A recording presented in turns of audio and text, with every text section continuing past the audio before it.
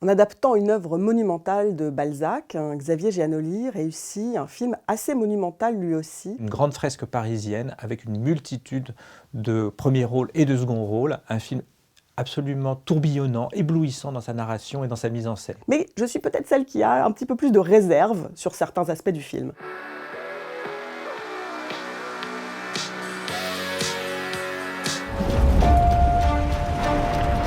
J'ai besoin de travailler, monsieur. Je respecte énormément le métier de journaliste. Et tu crois que c'est quoi mon métier? Vous éclairez les gens sur l'art, le monde. Mon métier, c'est d'enrichir les actionnaires du journal.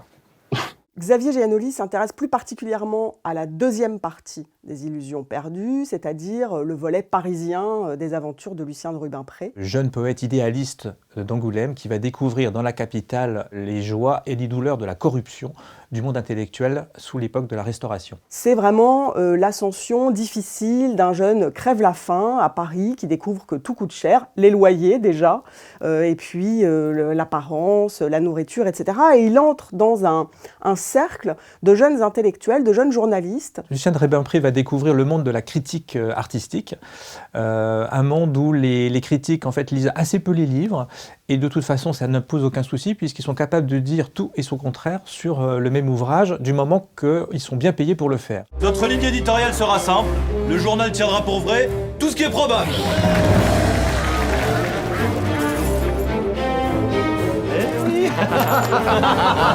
Ce Rubempré, il est incarné par Benjamin Voisin, qui est un jeune acteur assez remarquable, qu'on a vu chez François Ozon notamment.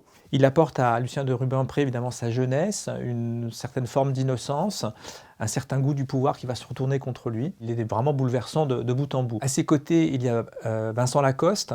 Vincent Lacoste qui est un petit peu dans un rôle miroir du personnage de Lucien de Rubempré. Et lui, c'est un Rubempré qui aurait totalement renoncé à la gloire littéraire, totalement soumis, vendu à un système dont il profite beaucoup. Et Vincent Lacoste, qui garde toujours cet aspect juvénile, là a une rouerie qu'on lui avait rarement connue et qui prouve vraiment de film en film qu'il progresse dans ses capacités à jouer des personnages différents. Là, il y a un personnage assez extraordinaire d'éditeur qui est joué par Gérard Depardieu.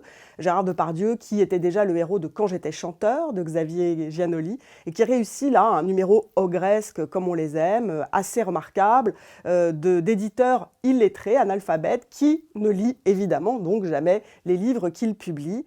Au nom de la mauvaise foi, de la fausse rumeur et de l'annonce publicitaire, je te baptise journaliste. C'est un film historique donc, mais un film à travers lequel Xavier Giannoli parle aussi beaucoup de notre époque. Pour lui, la période de la Restauration, c'est la naissance du capitalisme moderne, c'est la naissance d'un journalisme dont les derniers avatars se retrouvent encore aujourd'hui, c'est la naissance aussi de la désinformation. Évidemment, on n'appelait pas ça des fake news à l'époque. Je dirais que c'est là où il n'est pas forcément toujours le plus léger. C'est dans tout en fait, ce que Giannoli est allé piocher chez Balzac et qui sonne comme résolument contemporain, et tous les petits clins d'œil qu'il se permet en évoquant par exemple un temps peut-être où un banquier sera à l'Élysée, en filmant des pigeons voyageurs qui transportent des messages et qui évoquent Twitter. Enfin voilà, on a l'impression qu'il veut à toute force nous parler d'aujourd'hui et nous montrer à quel point Balzac est contemporain, mais surtout traduire peut-être un regard un petit peu amer sur le monde contemporain qui serait celui du cinéaste. Le film est d'une densité narrative absolument incroyable. Ça pourrait tourner au cours d'histoire, à voilà, comment on vivait à l'époque de la Restauration, et Xavier Giannoli parvient à désamorcer tous les écueils du film historique. Le film a un budget très conséquent, ça se voit à l'écran, mais ça n'est jamais gratuit. Le film, par ailleurs, est absolument emballant. Je parlais du mouvement, du tempo très musical du film, qui est un film qui vous embarque, qui vous emporte, qui est absolument étourdissant dans sa mise en scène. Là, je trouve que l'ambition de Giannoli fait mouche tout le temps. Xavier Giannoli a trouvé un petit peu une formule dont rêvent beaucoup de cinéastes, qui est de faire un cinéma très personnel, très ambitieux sur le plan narratif, voire formel, et en même temps un film qui a des ambitions populaires. Donc il faut aller voir Illusions perdues.